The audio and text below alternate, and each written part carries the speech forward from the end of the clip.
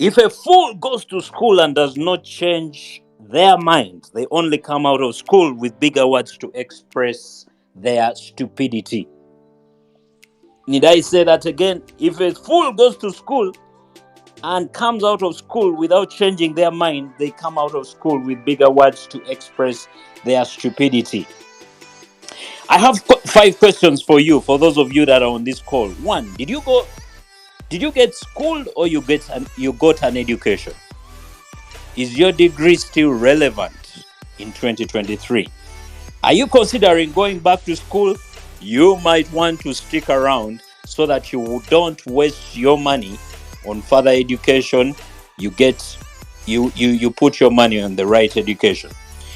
Do you employ people from university and are frustrated with their quality? I have something for you. Do you have kids that are about to go to university? I have something for you. And if you hear just out of curiosity and you just want to find out what it takes to get a great university degree, I'm also here to answer those questions. Hi. My name is Sudesh Kaka, the team leader at Sudesh International, where we help forward-thinking leaders create clarity through innovation, training, and coaching so that they may turn a profit and create impact in the businesses that they do. Today's Twitter space is very special, and this might be the most important 40 minutes that you're going to spend on a Twitter space this quarter. And the title of our Twitter space today is The True Worth of Your University Education or Degree in 2023. What you should be having at the end, your major takeaways from this call, I'm going to show you the history of a university education. Why was a university education actually designed? What is its purpose? I'm going to give you the African context of a university education, and then we'll go into a list of the 10 most useless degrees in 2023. But I'll not stop there. I'll give you the 5 most important degrees in 2023. Uganda recently ran, there were degrees that were cancelled. You're going to see why degrees are getting cancelled. And then last but not least, I'll share 4 aspects of an education that you should be getting. If you want to get an education, if you want to further yourself in education, what are those things that you should be looking out for? Because if you're looking for the things that you looked out for in 2011, 2012, in 1983, 1992, my friend, you're behind the curve. This ship has already sailed. The hashtag for today is Uni Reform, as in the short term of university, Uni Reform. Okay? So, first things first. I've finished my university education. I start working around, and I do a little bit of my postgraduate. But then that's not enough. My desires lead me to IITA in New Delhi in India. And while there, I'm studying, and a light bulb moment went on, because that's when I started asking myself this question. So I'm not just doing this because I've done research. I'm doing this because I've been asking myself these questions over and over and over again. And I feel right now is the right time to talk about it. So I'm at IITA, New Delhi, and my God, it was so different. Let me come back. So I went to Makerere University Business School, did my degree in business, and did my postgraduate there. And while there, the guys who are lecturing me are people that had excelled in academics, so they became teaching tutors. After becoming teaching tutors, they got a master's, became lecturers, they got a PhD, and after that became professors. Not because they were really good at running businesses, but because they excelled in the academia. And these were the guys that were lecturing. So up to that point, I'm thinking I'm actually educated. When I go to New Delhi, that's when it hits me. Oh my God, what was I doing? Because the guys that were lecturing there, these guys, they do not just carry the degree, or they do not just carry the PhD. they actually have the experience of what they are teaching. They've worked at Virgin Atlantic, they've worked at Google, they've worked at Tata, they've worked all over, and they come, and the education is not that you sit and the teacher tells you what to do and then there's a coursework. I never did any coursework. It was just discussion. We debate an issue, and sometimes I'll agree with you, but sometimes I won't agree with you. And what are they doing? They are teaching us to be assertive. So you study 1 week you go out, you experiment these things, you come back, you have a debate. And ladies and gentlemen, that's when it got me thinking, wait a minute, all those years that I spent, was I schooled or I actually got an education? And that's the question that I want to pose to you. Are you schooled or you got an education? Couple of years ago, this was before COVID, I'm invited at Makerere University, and it was Makerere University Retirement Benefits Association. And there are all these professors and lecturers that are retiring, and they're asking themselves a question: how do we live life after retirement? What does it mean to retire? And I'm thinking, oh my God, you've lectured for 35 years of your life, okay? And we assumed that you've been training people on how to live independently. You've been training people on financial independence and all these things. And now you're seated, and I'm coming to tell you how to live your life after retirement. So, what have you been teaching? That's a question. Are you schooled or are you educated? Okay? Keep those questions coming in. Let me know if you love this content. We'll keep it coming. Let us know what you want us to talk about next. All that in the comment section. So, moving on, I'll get back to that story. So, let me give you a history of how university education has evolved over the last 1,500 years. Firstly, these are the 10 oldest universities in the world. We have the University of Bologna in Italy, that was started in 1088. Oxford University in the UK, that was started in 1096. University of Salamanca in Spain was started in 1134. The University of Paris in France was started in 1160. The University of Cambridge in the UK was started in 1209. The University of Padua in Italy was started in 1222. The University of Naples Federico II in Italy was started in 1224. The University of Coimbra in Italy was started in 1290. The University of Al-Azhar in Egypt, 970 AD, and the University of Siena in Italy, 1240. Now, your question is, Sudesh, why are you sharing with us this list? This is something I want you to note, and if you've not already noted it, 5 out of these 10 universities are from Italy.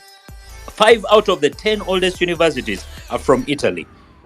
And all the 10 universities are religious founded. That means that they were founded by religious institutions. Now, here is where university education starts from. So, early in those times, religion was starting to get a hitting with the Roman Empire uniting with the Catholic Church and creating the Roman Catholic Church. They were starting to get a beating, and they said, you know what? Let's design a place where we can impart 3 things in the people that would normally impart with them, would normally impart in their minds and spirits when they come to church or when they go to mosque. Okay? And those 3 things are wisdom, a sense of belonging, and how to deal with life. However, these institutions, the professors were not going to be pastors or priests.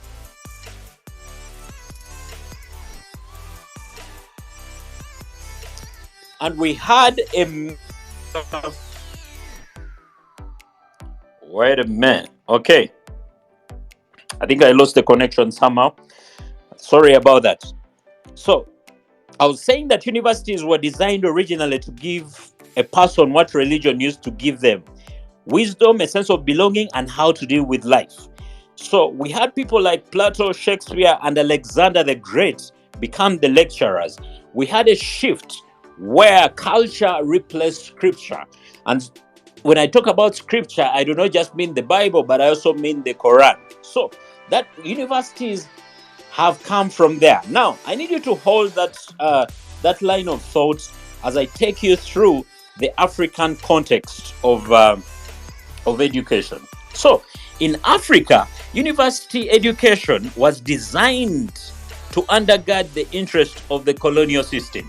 So you had the British, the Germans, the Portuguese, the Belgians, the Italians, and they all had interest in Africa.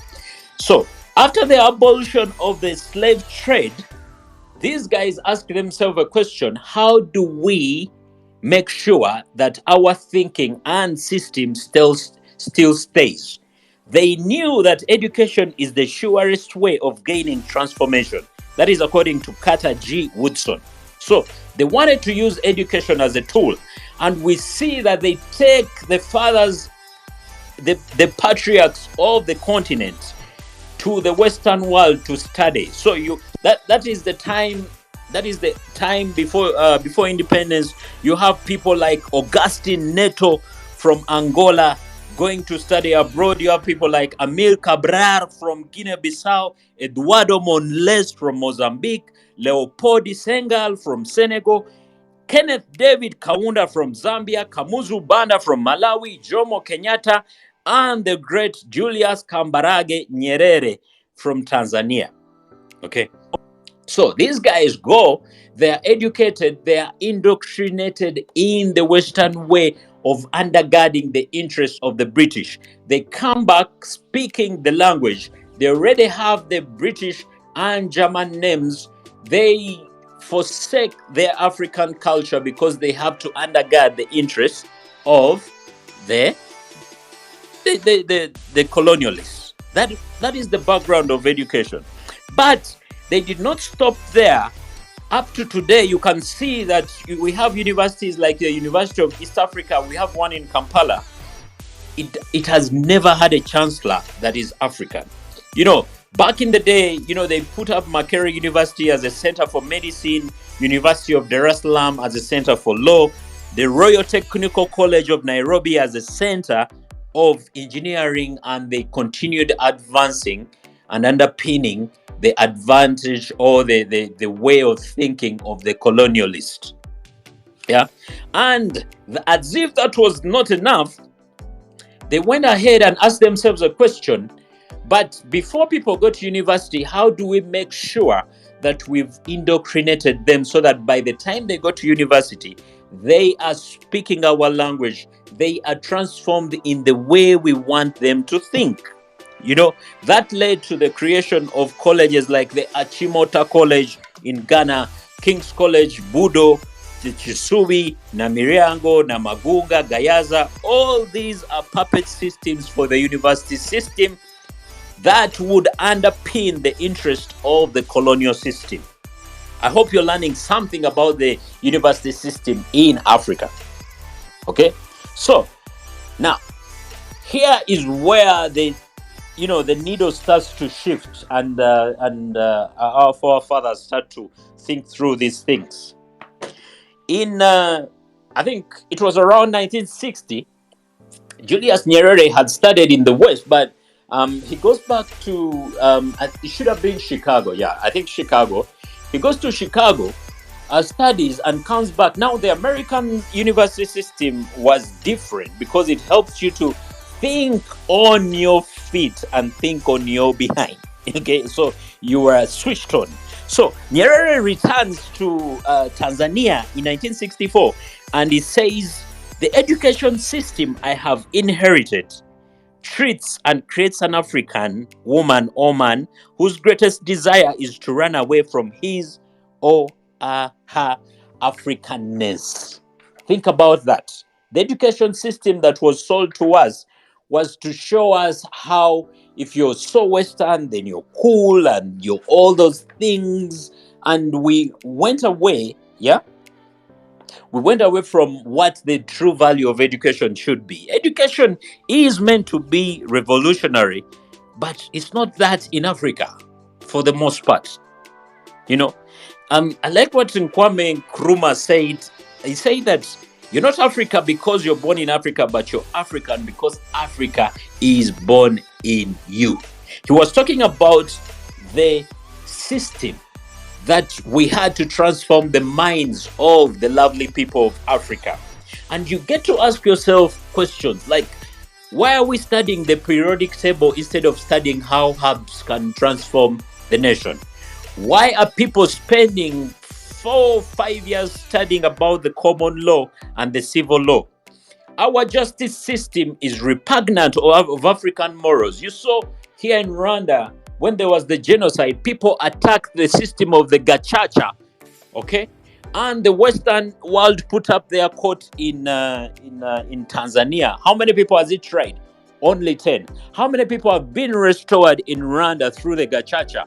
Millions and millions of people. So you want to tell me that our justice system has to be like that of the West for us to think that we're getting justice? No. Again, my question is, are you schooled or you educated?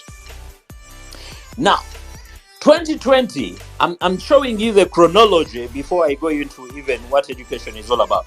2020, our brothers from the Madagascar Institute of Applied Science came up with a COVID drug called COVID Organic. What did we go for? We went for Moderna, we went for AstraZeneca. Only 3 countries, ladies and gentlemen, took the herbs from Madagascar, and that was Tanzania, Ghana, and Guinea-Bissau. Are we educated? Are we schooled? That is a question that we need to answer. Okay, so thus far what I've done is I've showed you the history of how religion and university education were used to try and advance religion, but that did not work out so well. And then I've showed you how the colonialist has used this system in our country. Okay, now let's get to the current situation. Okay, I hope you're learning something. I hope you're enjoying this as much as I am. Let's get to the current situation. I'll start off with Uganda. Okay. Uganda, according to the Daily Monitor, and this is of 2023, has 53 universities with about 150,000 graduates every year. 87 of them can't find jobs. 87, that will mean it's around 130,500. Now, if you are, if there are 100, let me talk about the 130,000 people that can't find jobs. What courses have they done?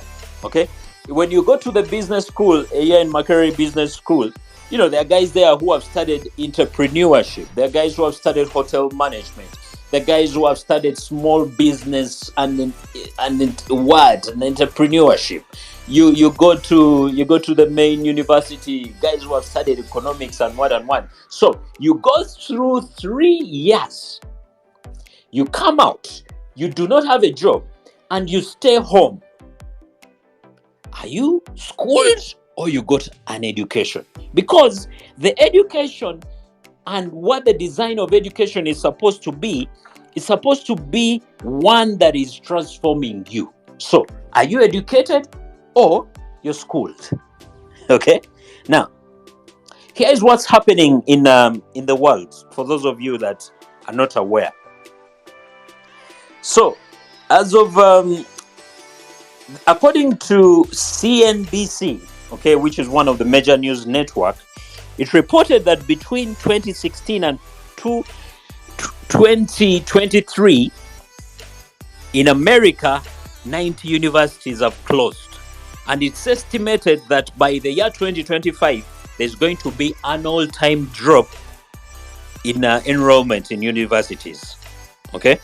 So you have companies like Google, Apple, IBM, Bank of America, and Netflix in the United States of America that do no longer employ people based on their academic degrees. So Having an academic degree is no longer a prerequisite for you to get into Google, Apple, IBM, Bank of America, Netflix, and lots of other companies. So why are most of the degrees not relevant right now? Okay, and we'll get to the 10 useless degrees after this, but let me give you why these degrees are not relevant right now. Number one is because of speed. Things change so fast. The marketing that you studied in 2012 is no longer applicable. The computer science that you studied 3 years ago is no longer applicable. Everything that you studied is no longer applicable. So things go so fast. That's why you cannot rely on a degree that you did 7 years ago to tell me that you have mastered a skill. No, you don't. And then, number two, why a degree is no longer required from these organizations is that memory is no longer needed. You know, I no longer need to ask you 5 times 1499. No, I can go to Chat GPT and it will tell me, it will give me an answer. I can tell Chat GPT, write from me a proposal on marketing, okay, or write from me a proposal on university education, and it will write me a proposal quickly in seconds. So memory, or your the guys who used to cram and get through school, we no longer need memory. You don't need memory. Okay. The third reason why degrees are not are rejected in most of these organizations is that the people who are teaching, the teachers, they need to go to school themselves. Actually, they need school more than the people that they are teaching, because a teacher graduated, let's say in 2010. Okay, you joined university in 2011. They are teaching you things of 2010, and they are teaching them to you at this particular point in time. Are they relevant? Of course, no. Of course, no. Okay, so really, degrees are important, but they need to have certain things. And then the fourth reason why degrees are no longer needed at most of these companies is because companies can't train you faster. They have their own universities. You know, all these companies have their own universities, and they like to control the narrative of what is going on. So, I know you're asking a question, Sudesh. What is your point in going through all these things? The point in going through all these things, I want to make sure that you get an education, that you're not simply schooled, that you do not go and spend $10,000 or $5,000 and sit at home for 7 years waiting to get a job. If you do that, you never got an education. You simply got schooled. Okay? So, I'll come back to the aspects of education and what you should be looking out for those of you that want to go back to school or are studying. Now, let me go through the 10 most useless degrees in 2023. And by the way, you do not have to agree with me. This is my opinion. I would like to have a debate with you. Let's talk. Let's have a cup of tea or record your own Twitter space and let me know. So, the 10 useless degrees in 2023. Number one, ladies and gentlemen, put your hands together for Bachelors of Psychology, SWASA, Development Studies. What are you studying? You know, psychology, you can go to YouTube, study these things. Development studies, what are you developing that anything that has studies, actually anything that has studies is useless. Bachelor of Gender Studies, Bachelor of Religious Studies, all those are useless degrees. Bachelor of History. Now, you're studying history, then what? Okay? Mansa Musa was at what? Then what? 2023? Hello? Are you smelling the coffee? Okay? You know, then you have degrees like drama and theater arts. Let me tell you something. When I was in secondary school, I studied music.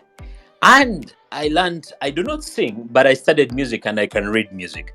I learned that, you know, if you do not already have the talent, it's useless for you to study some of the things. So why are you taking off 3 years to study drama and theater.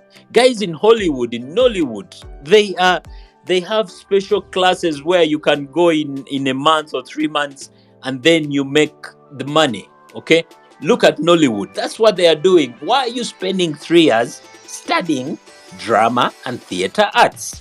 And then, for God's sake, why are you studying languages?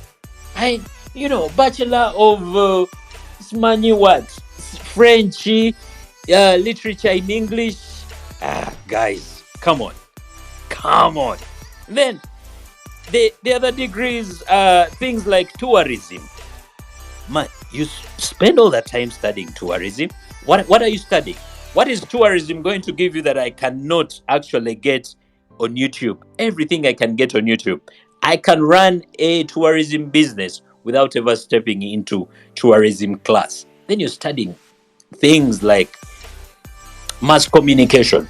Communication changes so much. It is one of the most transformed industries, and it's so broad that when you study mass communication, you're too broad. You're a wandering generality as opposed to a meaningful specific. Like, you know too much about everything. You're a jack of all trades and a master at none. And then I've seen degrees in photography and videography. Really, really, like, seriously. I do videography. I did not need to go to school to sit for 3 years to study videography. You don't. You just need to sit on YouTube, get a camera, teach yourself, see how guys are doing the shots, and you become extremely great at it. You do not need to sit for 3 years studying these things. So, those are my 10 those are my top 10 useless degrees in 2023. Okay, Bachelor of Psychology stroke social development studies, Bachelor of Drama and Theater Arts, Bachelor of any language, Bachelor of Mass Communication, Bachelor of Photography stroke videography, Bachelor of Fine Arts, Bachelor of Tourism, Bachelor of History, Bachelors of Religious Studies, Bachelor of Gender Studies. Those are useless degrees. If you have a child and you're about to send them to do this, please send them to me or save your money. Let's have a chat. Now, not all hope is lost. Let's talk about the 5 most important degrees in the year 2023. And like I told you, this is my assessment after studying this for too long. If you have any questions, please leave that question. I'll be able to answer it at the end. So let's look at the useful degrees. I'll give you about 5. I have a long list, but I'll give you 5. Anything within the area of medicine except for radiology. Radiology, those are the guys that they do what? They take blood samples and then they put them under a microscope. I mean, with time, give it 2-3 years, that is going to be a useless degree in that area. But the other medicines are important because there are people that are called phlebotomists, the guys who draw blood. Again, you're part of medicine, but radiology is an exception. So medicines are extremely important. It's still a valid degree. Any kind of engineering is still important based on the university that you go to and whether they are into research and development. Then actuarial economics, those are guys that know how to crunch numbers. They know how to work in insurance and all those guys. Those guys are important. And of course, computer science. But again, computer science also depends on the kind of degree that you're getting and what you're calling computer science. If you're studying to sit down and never upgrade, waste of time. You're just wasting your time. And then the other degree that is, they are in no particular order. The other degree is business administration, but again, it has to be from a specialized school like IITA, India. I hope you don't take your child to Makerere University Business School. I have nothing against this school, but really, you cannot teach me business because you've excelled at academia. You can't. Okay? So, those are my list of 5. Now, let me get to what really makes a great university education, and a university that an education that will be transformative in the years to come and now. Please leave your questions. I'll be able to answer them at the end of this in about 6 minutes. So, looking at the things that you should be looking out for in a degree. Number one, or if you're going back to school, are you going back to school so that when they call the people with masters, you show up? Are you going back to school because your next door neighbor went to school? And if you're going back, what are you studying? Do you even know how to assess the quality? Do you know how to assess the quality of the education that you're getting? Okay. If you're looking at an education, okay, if you're looking for an education, number one, always look at the products from that school. Look at the products. Look at the products. How many people? Like I told you, I've seen these guys, and I studied with some guys in my year. A guy does entrepreneurship. I know a guy who went and did entrepreneurship. He has never started a business. I know a guy who did small business management. What? Nothing. He doesn't know how to handle even a minute business. He or she doesn't know. Okay. Someone comes out of literature with a literature degree, and they cannot write an email. Are you schooled or are you educated? So always look at the products. Always look at the products of a particular university. Okay. If you're to look at most of these universities that have produced people that have transformed the world, they are not the usual universities that you would talk about. Okay, things like you're talking about University of Columbia. Those are guys. Most of the guys that go to that university end up transforming the world. Okay.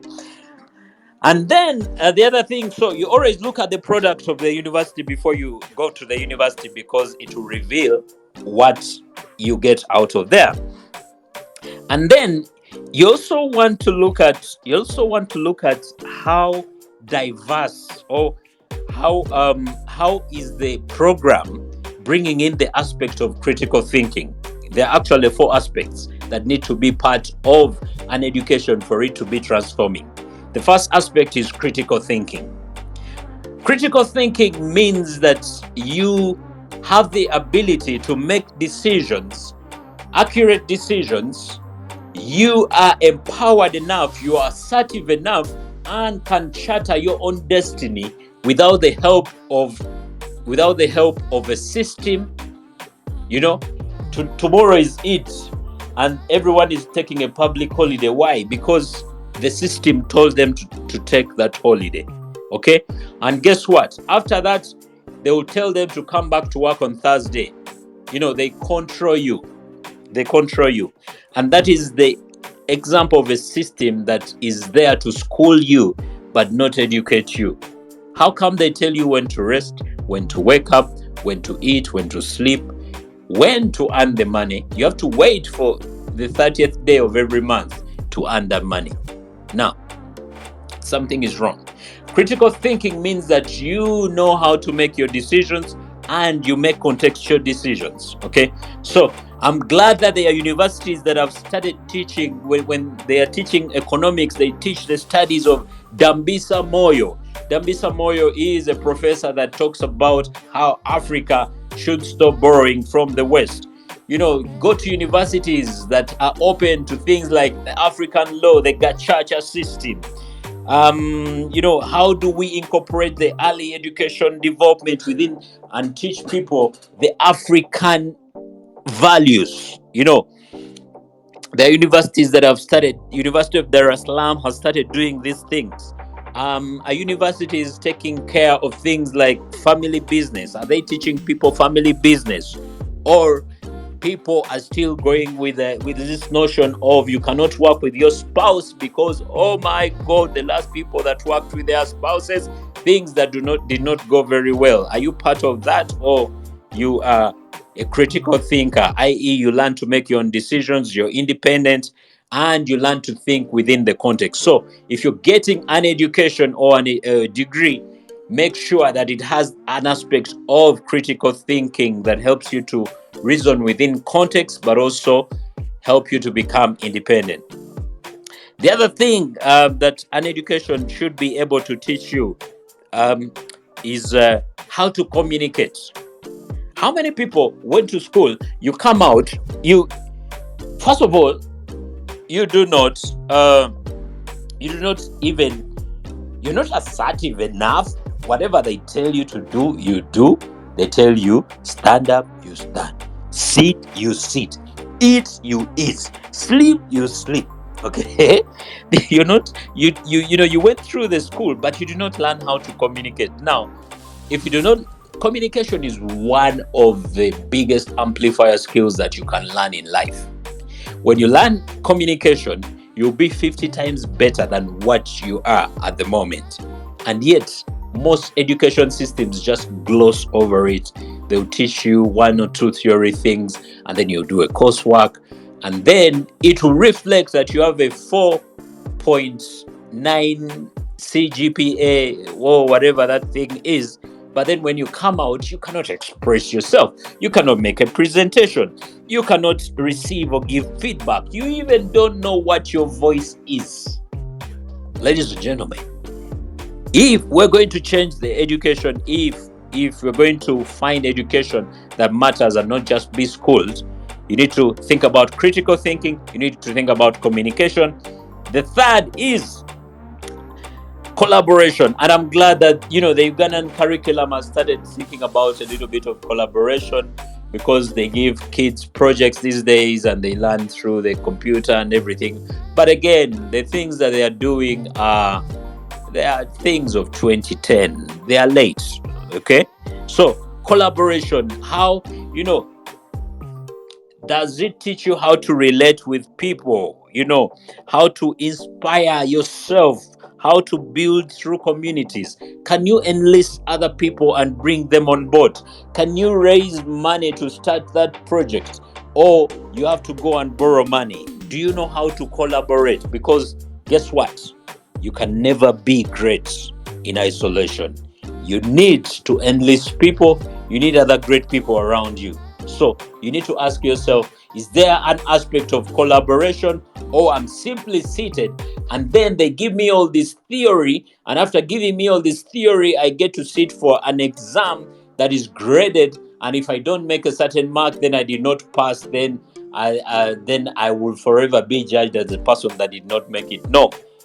Critical thinking, communication, collaboration, and last but not least, does it help you to think outside the box? I hope you guys are learning something and enjoying it. Does it help you to think outside the box? I think in one of the Twitter spaces, I gave an example of an architect called Mick Pierce in Harare, Zimbabwe. This guy loves architecture, but he also likes termatology, or how termites live.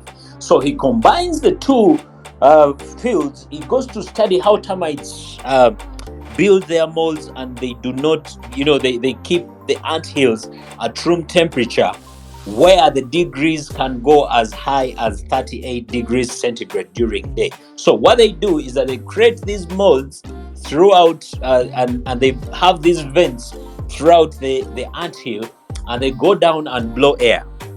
So what Mick Pierce does is he takes the same concept, builds it, and he manages to create the biggest office building. He has created.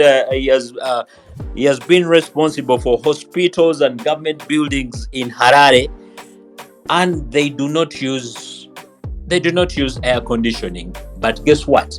They maintain room temperature at all times. Now that is creativity. Where did he learn this from? You think a dove just came and taught him this? Or he prayed a certain prayer? No. he went through an education system that taught him how to do this. And then, apart from thinking outside the box, do you think, are you highly contextual or you take copy and paste? Okay, are you able to scale things or you think in your little tiny box? Are you looking at impacting 1 million people or you're looking at impacting 1 billion people? So, ladies and gentlemen, that is it. Just to give you a quick recap, because I've shared so much and I know your brains are burning with a lot of information, I went through the history of a university education, gave you 1,500 years of education, showed you how the system has evolved in Africa and how the colonialists used it, and how our university education system has lots of these outdated degrees. I gave you an example of useful degrees and showed you 4 aspects that can help you get a great education that will help you to be transformed and not just be schooled. Because at the end of the day, you want to come out of school transformed so that you can own your destiny. All right. So at this point, I'll take questions. Let me see if there are any. Let me see if there are any questions. I don't see any questions. I'll give it a minute or two if you have any questions, and then we'll call this day. Let me see. Questions. No. Looks like we have no questions. If you have any question, please leave it on the Twitter handle. I'll be able to answer it. Hope you've enjoyed the session. I ask you 2-3 things. Number 1, take the link, share it with someone that you think might need this message. 2, re-listen to this. And 3, hit me up with a question or just say, one of the things that you talked about is not relevant. I would like to have a further conversation. I'll make my time to make sure I answer all that. With that said, ladies and gentlemen, have a good evening. Adios, muchachos. Bye-bye.